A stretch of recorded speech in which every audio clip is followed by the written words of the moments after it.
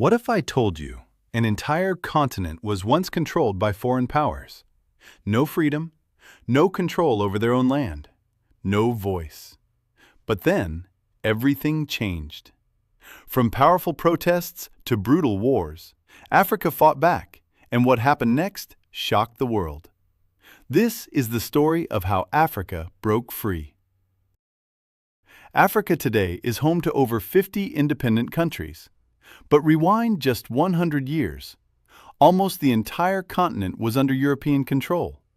Countries like Britain, France, Belgium, and Portugal divided Africa among themselves. This period is known as colonial rule. They took resources, controlled governments, and treated Africans as second-class citizens in their own land. But deep inside, a fire was building. After World War II, things started to change. European countries were weakened from the war. At the same time, ideas of freedom and equality were spreading across the world.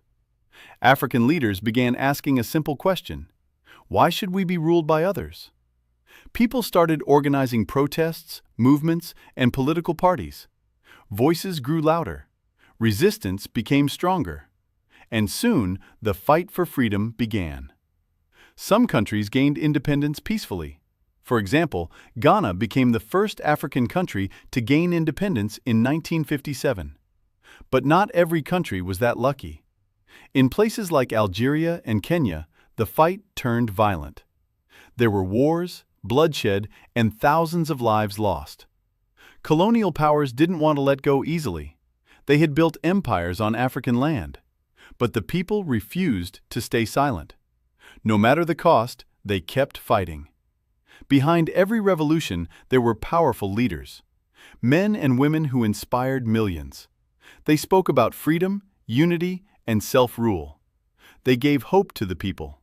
Some were jailed, some were exiled, some even gave their lives.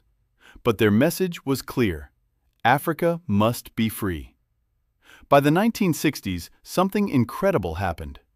Independence spread across Africa like wildfire. One country after another broke free. It was called the Year of Africa in 1960, when 17 countries gained independence. The world watched as a continent reclaimed its identity. Flags changed, governments changed. History was being rewritten. But freedom didn't solve everything. Many countries faced serious challenges: weak economies, political instability, conflicts, and corruption.